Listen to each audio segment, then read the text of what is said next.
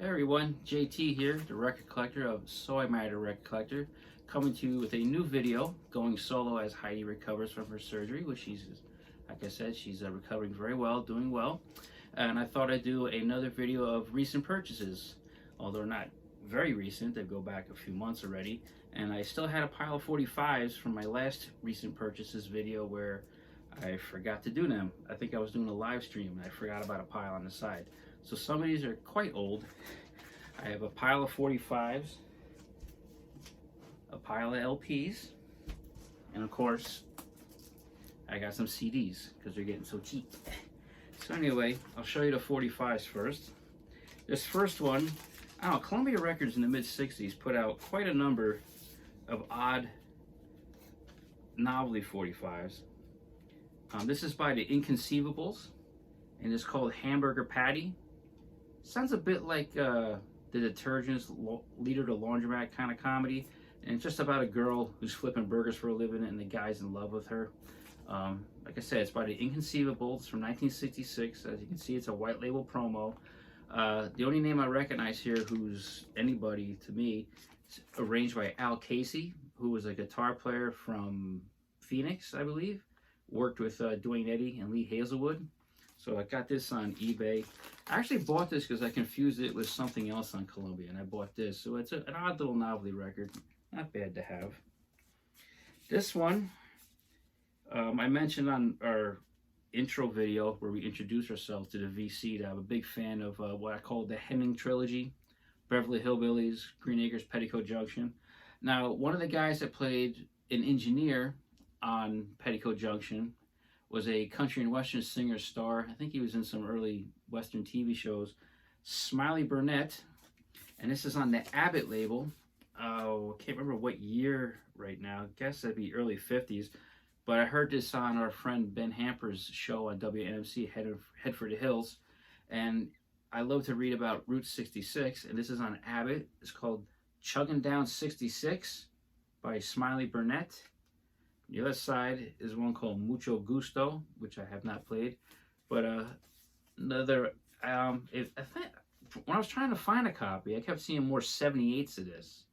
And every time I saw a 45 of this on eBay, it was kind of pricey. Then one day I looked, just casually looking, and I found one for, this was about $3, $4 with postage. And I was happy to get it. It came from Texas too, kind of appropriate for a country and western single. This one, big fan of this band. I hope the plastic sleeve doesn't reflect too much, but there's stuff in here. Jersey City or New York City band, 3 girls and a guy. Baby Shakes, I think this is their latest single. Sweet and Sour Part 2, which sounds a bit like T-Rex. But the flip side is an Undertones cover with some of the Undertones playing with them. It's called Really Really on Dimple Discs Records.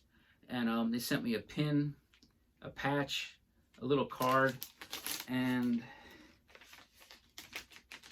a sticker for another sticker, and then they put in these nice little handwritten notes, always a touch. Personal note too. I can't remember if I've met these girls or not, hanging out at Maxwell's or whatnot. I know I never saw them live, but I think I came across some of them.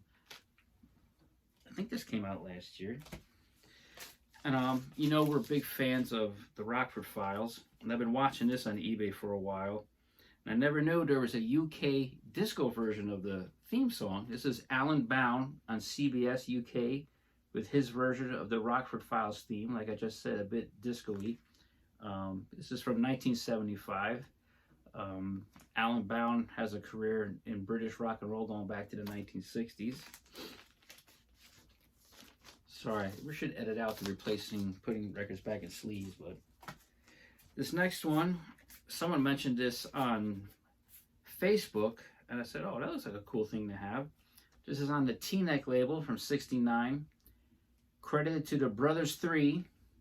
It's Turn On, Tune In, Drop Out, parts 1 and 2. The Brothers 3 are actually the Isley Brothers. Big surprise, it's on T-Neck, their label.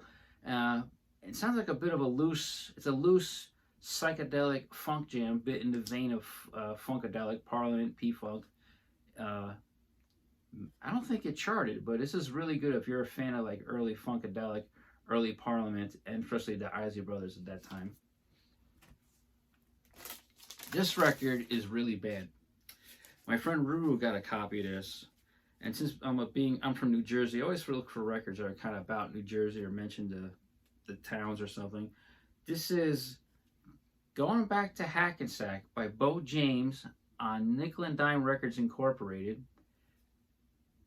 out of Hackensack, New Jersey, and on 45 Cat. It says, yeah, it was a label created by 3 businessmen from Bergen County, and I just can't help thinking, yeah, 3 businessmen from Bergen County, New Jersey. It's really a terrible song. And the B-side is just an instrumental version of the vocal side. I think there's about 4 records on this label, but and the address 20 Banta Place, Hackensack. My friend Ruru Google mapped it, and he said it was like an alleyway in Hackensack. Oh, this one is cool. Been watching this for a while. Finally got an eBay offer. These are the Makers with a single on Sub Pop, Tiger of the Night. The Makers, Pacific Northwest garage band, releases on Estrus, Sub Pop. Started out as more of a garage band with like a Seeds-like vocal. They still kind of sound like, but then he became more glam rock and roll, and had this like shtick where they were like aggressive and provoking. With like, before they take the stage, they would push their way through the crowd, maybe give people the finger. People said they weren't happy about that, not realizing it was a shtick. But the reason I bought this is the flip side is a cover of the Pretty Things song Miss Faye Regrets, which is on the Pretty Things Parachute album. And it's a pretty decent cover. They do it very well. A little more high energy than the Pretty Things version, but really cool nonetheless. This was part of the Sub Pop Singles Club, I assume. Might have been part of it, or that's just always in there. But cool to get that. Always looking for Pretty Things covers. This one, I forget why I bought this one. Again, I think my friend Ruru played this on his television show, his radio show on Top Shelf Oldies. You can't really see with the sleeve, but this is on the General American label, which was out of Philadelphia. These are the Bruins doing a bit of a Beatlesque version of Conway Twitty's Go On and Cry. This is from 1965. I actually haven't spun this yet, but I know I had this on my eBay watch list for a reason, and I'm pretty to see who else owns it on 45 Cat, and my friend owns it, and I said I must have heard it on his show, so it must be good. A weird reason to buy a record, but I'm sure when I put it on, I'll be like, oh, that song, okay. But I had this on my watch list. I got a good offer, so I grabbed it. General American, small label out of Philly. Probably no more than 20 releases on there. And my last 45 I just got, I was eBay searching like sitar pop, sitar a-go-go, sitar exploitation, and I found this on the Capitol label from 67 or 68. These are the Believers with Soul Raga Cooking and Soul Raga Simmering. And this record is actually a Joe South thing. He was banned with Joe South and the Believers. And it's pretty cool, groovy sitar pop. Not really exploito, but it's a cool little fun record. So that's it for the 45s. Now we get to the LPs. I took advantage of some sales, and so did Heidi. Norton Records, again, had a sale going on, a spring sale, which is really dangerous, really tempting to buy a lot of stuff. But I just bought one because my friend Alex had posted a YouTube clip of the title track of this album, and I was like, God damn, that's good. This is Volume 4 in their unissued 60s Garage Acetate series. This is called I've Had Enough.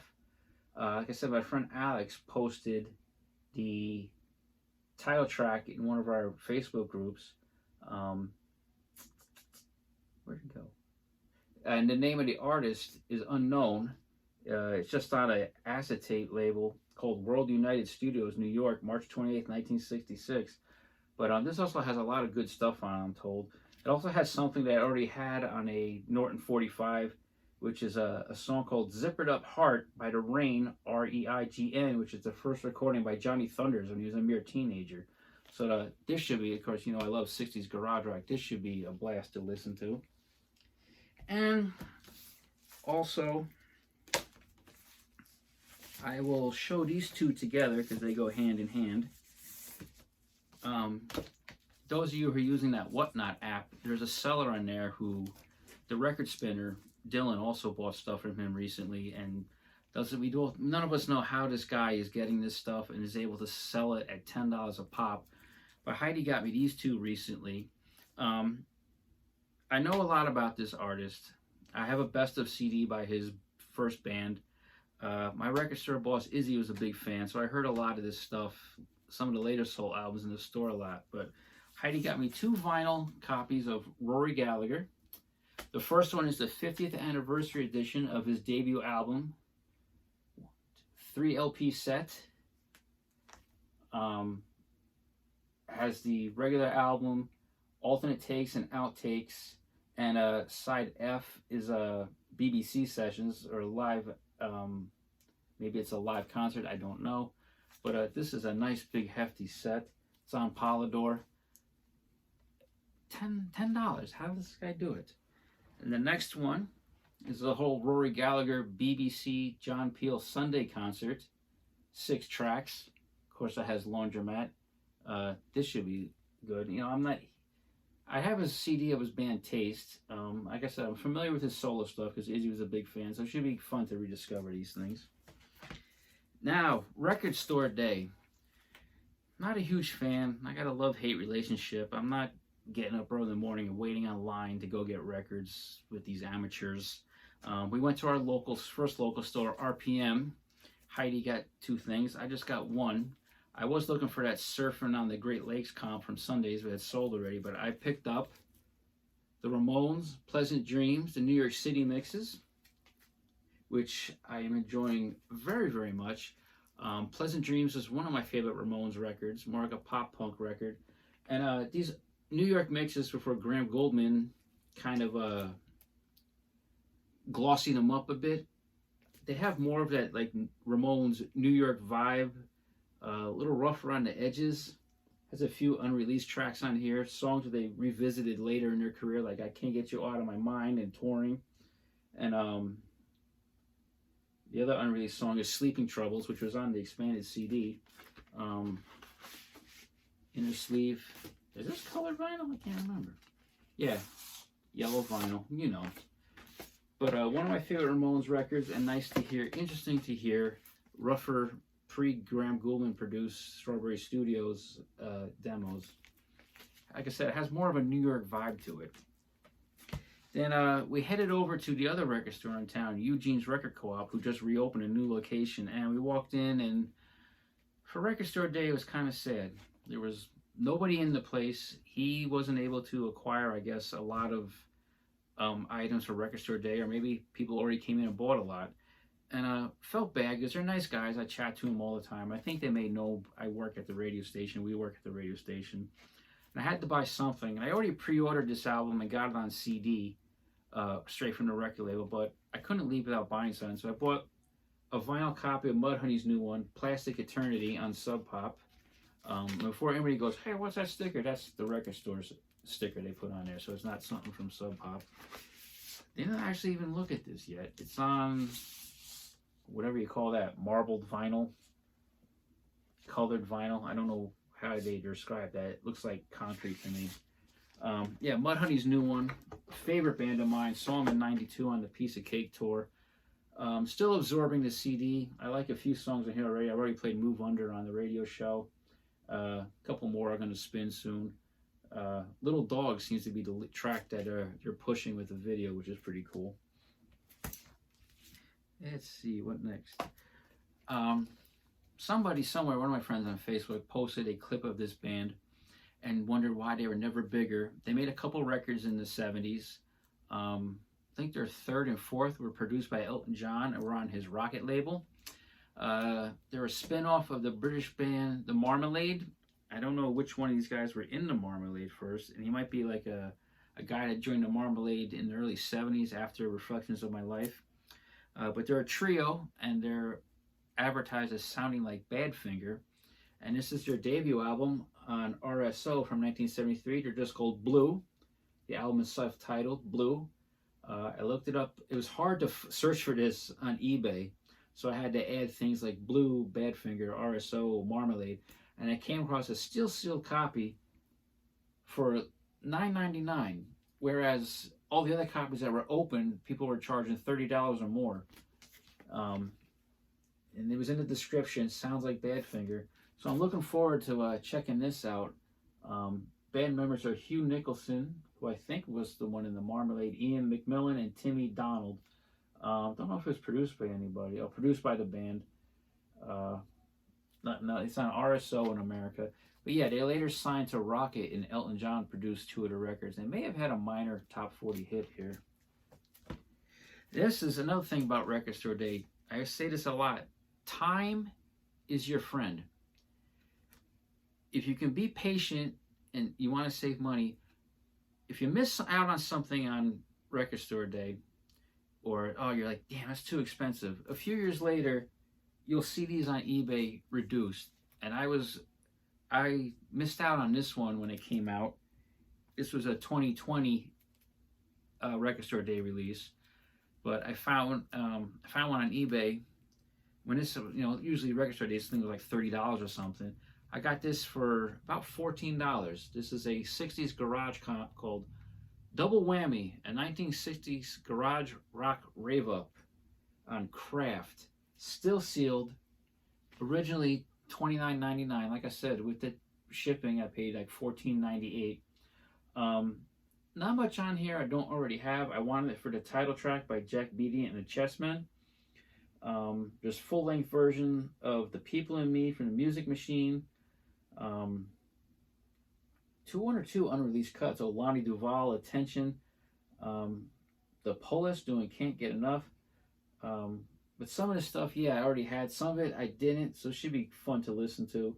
One of my favorite garage tracks or 60s singles is on here, The Vagrants, I Can't Make a Friend, which has an awesome drum sound. Of course, The Vagrants feature Leslie West, Pretty Mountain, with his brother Larry on bass.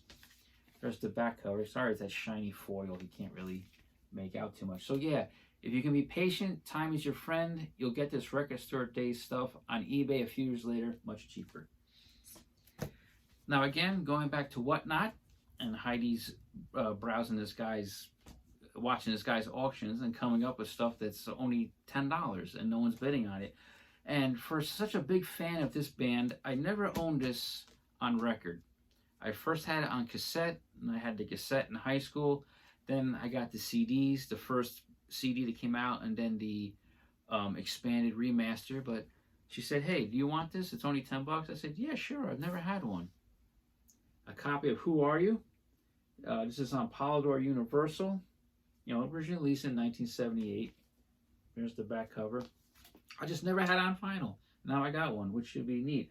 And I'm wondering if this is the original mix, because I know on New Song or Had Enough, they mixed out some horns on the remastered CD, which was a bit startling. So I'm like, that's part of the hook right there. All the backstory it is. This is Keith Moon's last album with the band. People point to this picture of him sitting on his chair not to be taken away. Well, they sat him on there because he had a paunch and they wanted to hide it. And the one track on here, Music Must Change, the time signature was too tricky for him and he couldn't play it. And in frustration, he gave up and yelled out, I'm still the best Keith Moon drummer in this country. So the percussion on the song is just Pete's footsteps from the demo. But when they did perform it live briefly with Kenny, of course, they did use drums. You all know the title track. Just has a weird, the sound to it just makes me think of rainy English days. I picture Rampart Studios where they recorded all the time and the cobblestone's wet. And Heidi was surprised to see that Rod Argent plays synthesizer on Had Enough and piano. 5, 6, 7. Oh yeah, he plays piano on the title track actually. I thought he played piano on Love Is Coming Down, but no. So the Who Are You, 1978. This is a more current reissue, which is from the Who's website. So that's it for my LPs. Now, CDs. A lot of stuff here, cheap. Not long ago, I watched this movie on Amazon called The Pebble and the Boy, which was about this mod kid whose dad was a mod who died, and he was bringing his dad's ashes to Brighton to Bury, and there was this cool song at the start of the movie. I think it's by The Secret Affair. But anyway, now I can't. Oh, The Secret Affair, My World. So I found this cheap mod compilation CD called On Target. 20 direct hits from the mod revival. It's got the Jam, The Secret Affair, the Chords, the Purple Hearts. So that should be cool. Acid Jazz label had a big sale. This was a warehouse find. I have one of these comps on CD.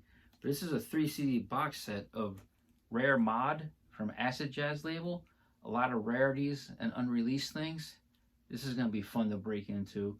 Recognize some names I don't. You know, Gary Farr and the T-Bones, who doesn't know that? Geno Washington, the Montanas. Heard a track from this album in this Netflix show called The Chair. This is Ray Barretto, Latino Console. The track I heard was Do You Dig It, which is a rare United Artists single. This was originally on United Artists. Picked up this CD cheap on eBay. I like some of this Latin soul stuff. It's a lot of fun. Wish I could be more descriptive about this. Found this. This is on my Amazon wish list. It was expensive, and I found a seller on eBay. He's got stuff like this really cheap. This is a good funk comp called Dynamic Grooves. Funk and groovy soul from the vaults of Scepter, Wand, Dynamo, and Musicor. This should be really fun. I recognize one song in here being on a kind of bootleg gray market area. A gray area comp I have called Shaftman and some other things. Because I'm still threatening to do a soul R&B funk special on my radio show. That's why I got this.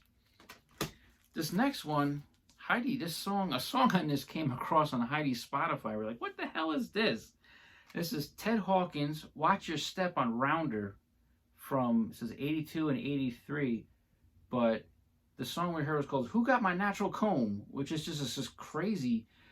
Ted Hawkins is a blues guy who was in and out of prisons, but he recorded occasionally, and Rounder Records put his stuff out. But yeah, we heard this song, Who Got My Natural Comb, which amused us and thought was a neat little upbeat shuffling blues number. Of course, the Grapefruit label and Cherry Red label keeps killing me. This is Too Much Sun Will Burn, the British Psychedelic Sounds of 67, Volume 2, 3 CD box set. Can't wait to break into this. Don't have enough time in the world to, but this has all the usual suspects. I don't even think I have to start telling you who. Grapefruit, Cherry Red always does a great job. So you get some obscurities, you get some common stuff, but nicely laid out comps are great to listen to. Oh, and here, Mudhoney, Plastic Eternity, Sub Pop 2023. That's the CD of the album. And this, I always search Yardbirds every once in a while on eBay, or I saw this on deep discount. And I was like, I never knew they put this out officially. Because I've had this live show on a bootleg CD since 1989, a CD bootleg called Even More Golden Eggs. But this is the Yardbirds, live in Sweden, 1967, a radio broadcast. 8 tracks, the Jimmy Page lineup. This is on Repertoire. Came out this year. And I'm hoping, the bootleg I have doesn't sound too bad. I always thought maybe it ran a little slower. I don't know, around this time, sometimes in live shows, Keith Relf sounds a bit bored. His spoken voice between songs, it sounds like it's really low. Maybe he's bored, like I said, their tape was dragging. So I'm hoping this sounds a lot better. Of course, Yardbirds, can't wait to bust into that. But that's about does it for recent purchases. And like I said, I thought I'd just chime in here, Richard McCook's thing. So we'll be making videos probably, in the next couple of weeks as Heidi starts to get back on her feet and feeling better. She is feeling good. She thanks you all. So don't know what else to say. Just wanted to keep the channel alive. So we'll see you on the next time. Everybody take care.